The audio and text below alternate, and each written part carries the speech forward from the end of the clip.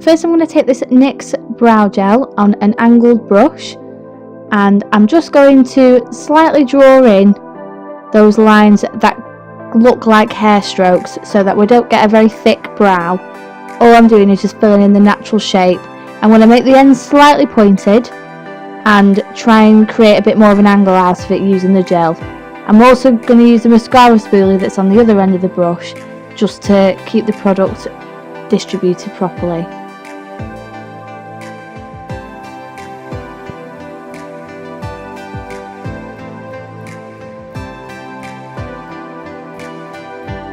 So all I'm doing is just pushing the product into the brow and then combing it in just to make sure that it's all blended properly. We've got no harsh lines and the brow looks fluffy but neat.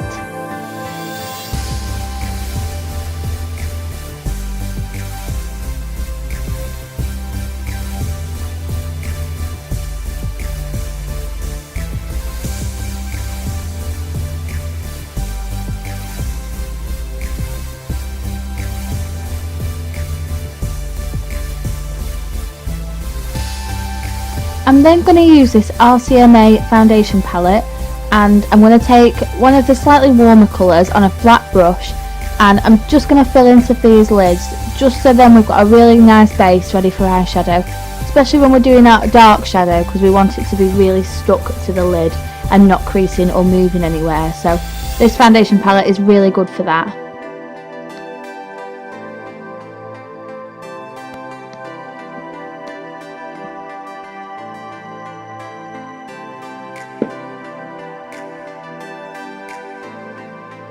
I'm also going to use the Laura Mercier translucent powder just to set the eyelids and make sure that there's no creasing with the shadow. This is just using a fluffy brush.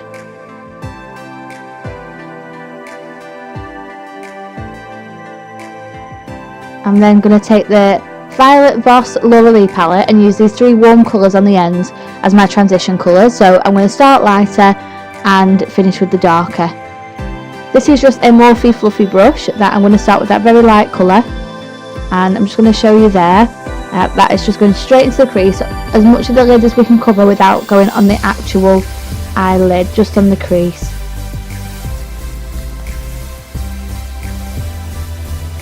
Just make sure that's really blended in and that there's no harsh lines and it looks really blown out. I'm going to do the same on the other side, and I'm going to build it up. So start with this light peachy colour and end with the darker peachy colour. Sometimes it's quite good just to use three of the same shades and layer them on top of each other, because it gives you a really good blown out look that way. That way it's not just one colour and then going straight into the dark, you're slowly getting darker and darker. I'm now going to take this really warm shade, which is called Alabama, in the Laura Lee palette, on another fluffy brush, and this is just going to go into the inner crease. So what this is going to do is it's going to deepen the eye, again giving it more colour to kind of blend in them all together. So the more shades you add onto what you've already done, the better blend you're going to get when it comes to do your dark chocolate shadow.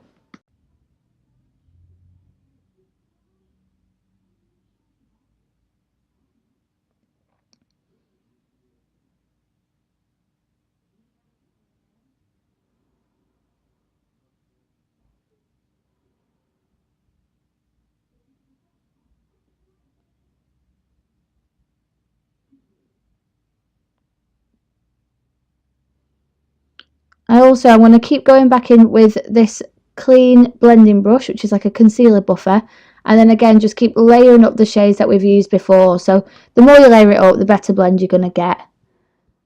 I've just taken a really dark shadow, and that's again from the Laura Lee palette, and on a fluffy brush, and I'm going to use this just to blend into those transition colours, so you can see that there's a really nice, when she opens her eye, you can see there's a really nice blend from the dark into the warm orangey colour, and this is because we've used that many different shades to get that kind of look.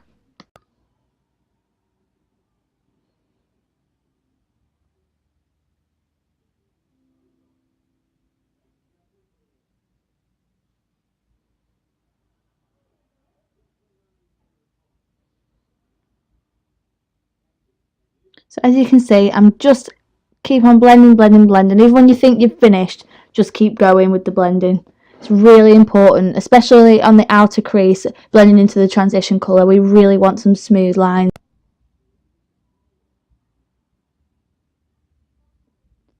I'm then going to take this Maybelline eyeshadow base, and I can't remember the name of the shade, but I will find it. It's the colour 24-hour Tattoo. Again, on a flat concealer brush, and all I want to do is just press this onto just the lid, and I'm going to then use a fluffy brush to blend it into the shadow.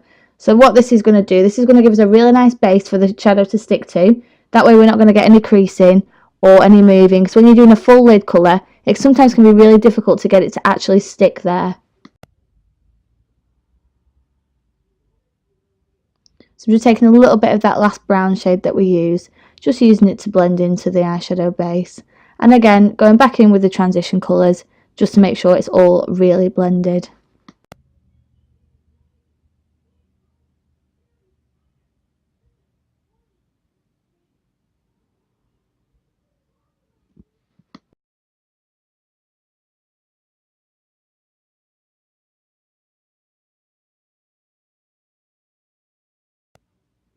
I'm then going to go in with the Zoeva Rose Gold palette, and I'm just going to take this really dark brown shade in the corner. It's a really good brown. It's very kind of pigmented and strong, and you know it's not moving anywhere once it's on. I'm just going to take a flat shadow brush, and I'm going to pack this colour on. So we don't want to be pressing the colour on, and we don't want to be sliding it on. We want to be packing as much as we can on our brush and pressing it into that eyeshadow base that we've just previously used.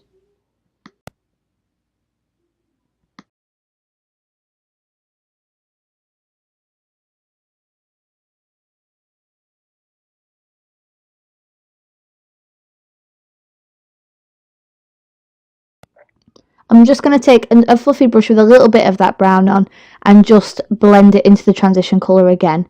So it's really just a case of packing the colour on, blending out, packing the colour on, blending out.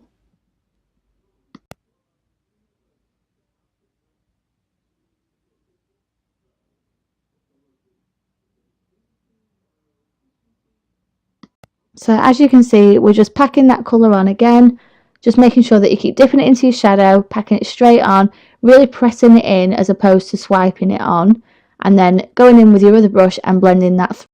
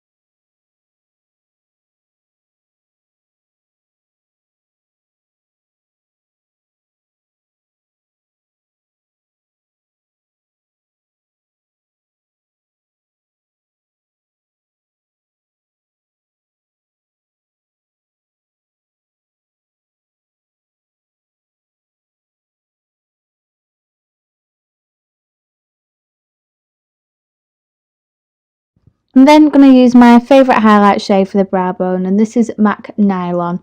I'm going to take this on quite a thin pencil brush, as you can see there.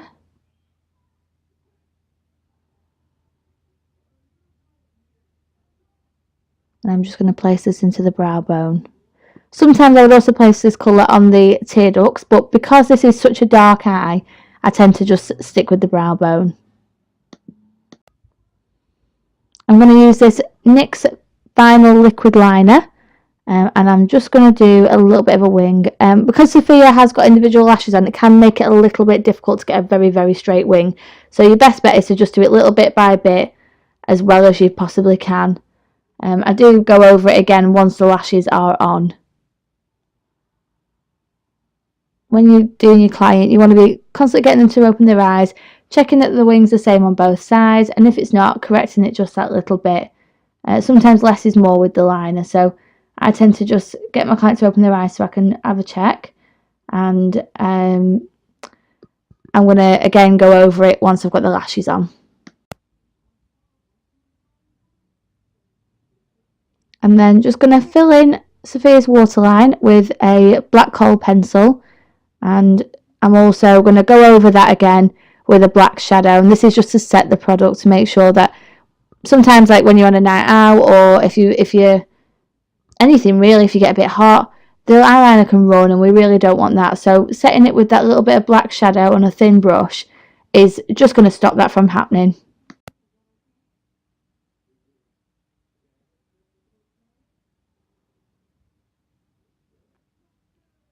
And then I'm just going to wipe away any of the excess shadow or fallout that we may have got underneath the eyes. Now, I forgot to show you the packet of lashes that I'm about to use, but these are the Prima Lash 75. And I'm just applying those with some of the Duo lash glue with some tweezers, and letting the lash glue go sticky, and then applying it straight to the lash line. Because Sophia already has individual lashes on, again, I've tried to fit them over the top of the lashes without disrupting them. This can be sometimes quite difficult if you have a client that's got individual lashes on, but it is something that you'd need to get used to, because it happens quite a lot. One thing is you can't put mascara on individual lashes, so you have to be careful, whereas I would normally put mascara onto false lashes just to blend them all correctly. I've just sprayed a little bit of prepping spray on, which is the Urban Decay prepping spray, and now I'm just going to go in with this Chanel primer. This is one of my favourite primers. It is what I would call a luxury primer. It's not something I would use day to day, but if you're going somewhere, it definitely makes a difference to the way your makeup sits.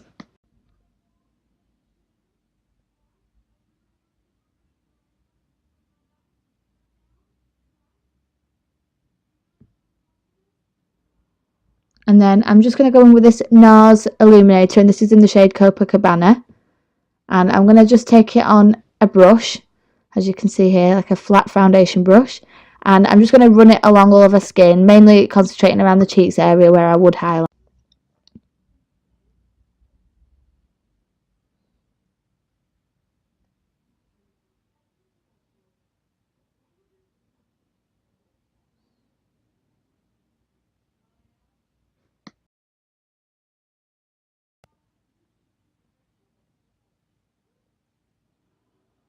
I'm now going to make a start on Sophia's foundation. This is the Too Faced Born This Way foundation. I'll put the shade in the bottom bar below.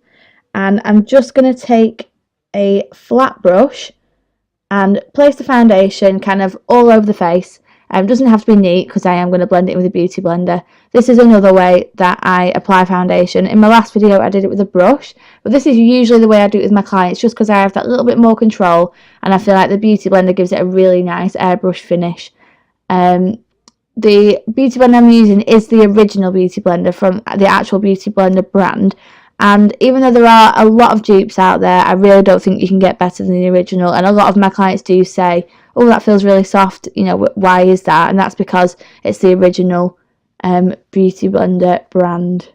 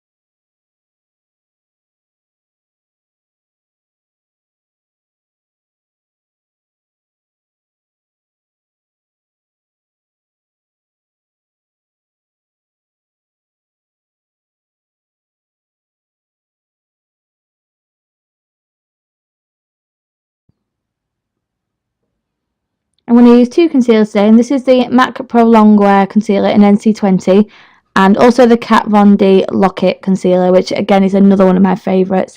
I like to use the two together because I'll use the Pro Longwear as like a good coverage base, and then I'm going to use the Kat Von D Lock-It as a brightener. So that's a little bit of a lighter shade which will go over the top and just the under eye.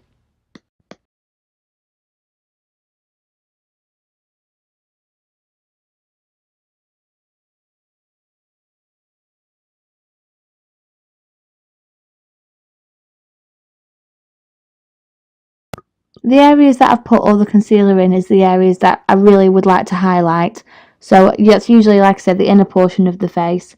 And what this does is it just gives you a bit of brightness and also a good amount of coverage as well.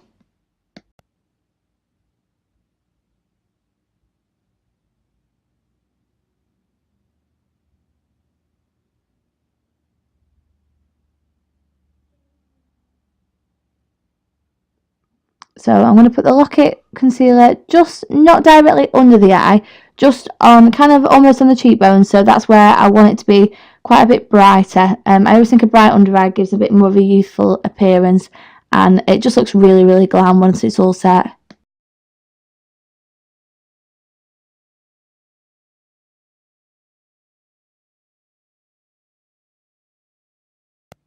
I'm now going to set all this with the RCMA No Colour Powder.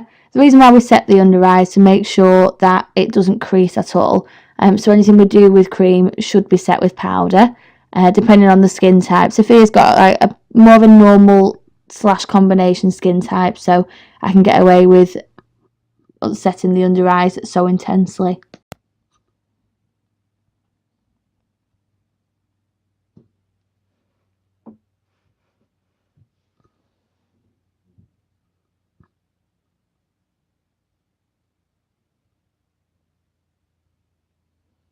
While the under eyes are setting, I'm going to go back in with that black that I used before on the inside, because the beauty of setting your foundation or concealer this way is that once it's wiped away, it wipes away any fallout with it, so you don't have to worry about any fallout getting onto the concealer you've just put on. I'm also going to go over that liner again, just over the lashes, to make sure that the lashes are all blended. So to save time, I have actually skipped the contour inside of this video. This is because I am going to be doing another video this week and getting it on for next Monday of the explanation of contouring and how we do it, why we do it, a cream contour and powder contour. I'm going to just use the iconic highlight drops again because these are my favourite, and blend that in with my fingers just to make sure that it's completely blended and seamless. You might want to go in over the same little bit with a damp beauty blender again, just to make sure that that is totally blended and ready for powder highlight.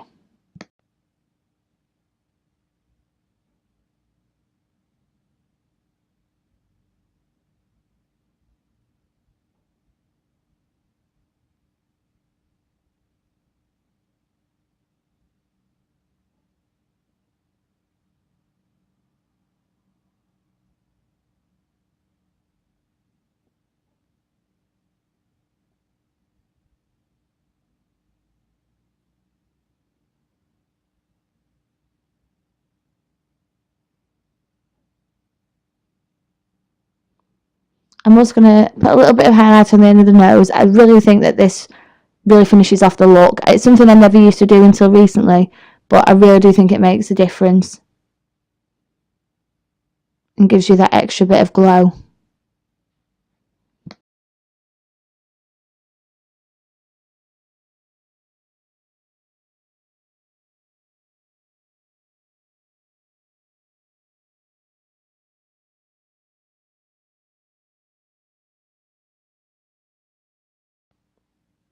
I'm then going to use the Anastasia Beverly Hills Sugar Glow Kit, and I'm going to use one of the pinky shades and one of the gold shades, as you can see here. I'm going to mix those two together just to create a really nice, almost rose goldy highlight, and I'm going to use a fan brush just to place that on and make sure that it's not on too heavily. I tend to go everywhere a little bit with the highlight, just so that when the light hits her, she'll have that nice glow.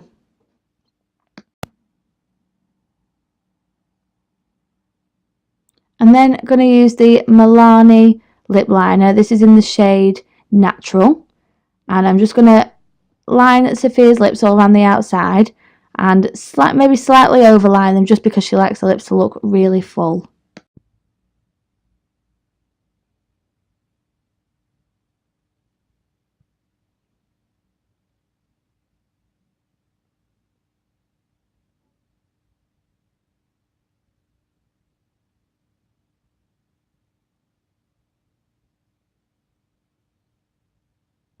I am lining the lips in stages as well, because if you do one straight line you may mess up and then you'd have to take this full thing off. So if you do it little bit by little bit, you're less chance of making a mistake then. I'd also just like to say that I have filled in the under eyes of Sophia's in the same chocolate shade that we used, and also mixed in with the transition shade. Unfortunately, I lost a little bit of the film with that on. I've also just placed some Rimmel Lash Accelorator mascara onto the bottom lashes.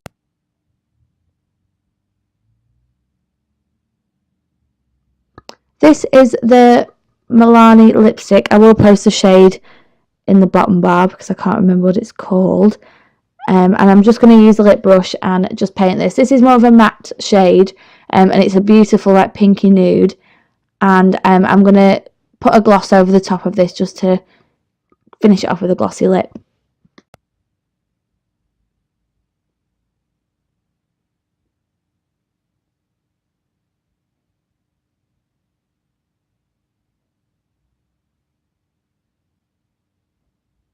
As you can see, me and Sophia had a right good gossip all the way through doing her makeup.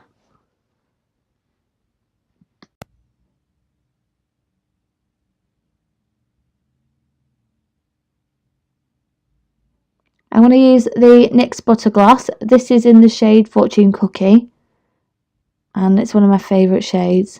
It's just like a really peachy nude. And I usually just put this onto the back of my hand and then straight onto the lips, rather than using the lip wand.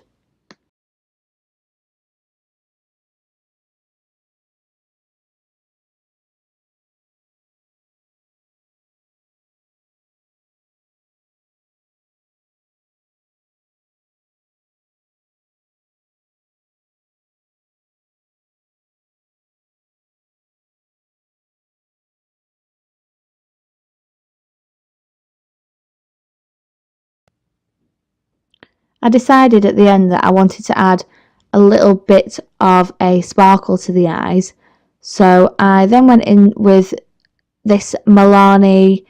It's kind of like a cream shadow palette. It's a weird texture, but it's really, really nice. I am going to use my fingers for this just because it is the best way to distribute this product. Unfortunately, the brush just doesn't pick it up that well. So what I'm going to do is just press this into the middle of the eye as a bit of a spotlight. And I've used the kind of bronzy shade and mixed a little bit of the silvery shade with it.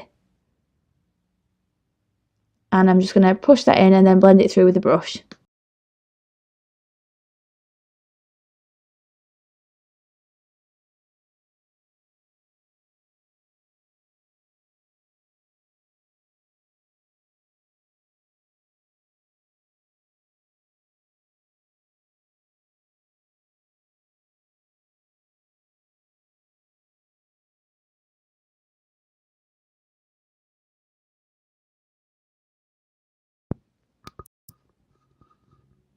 And then I'm going to use some of the Decay De-Slick setting spray. And I'm just going to spray this all over Sophia's face just to make sure that it doesn't move.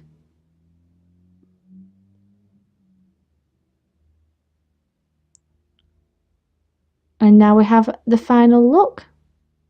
I really hope you enjoyed it. Look out for my next video, which will be on the explanation of contouring.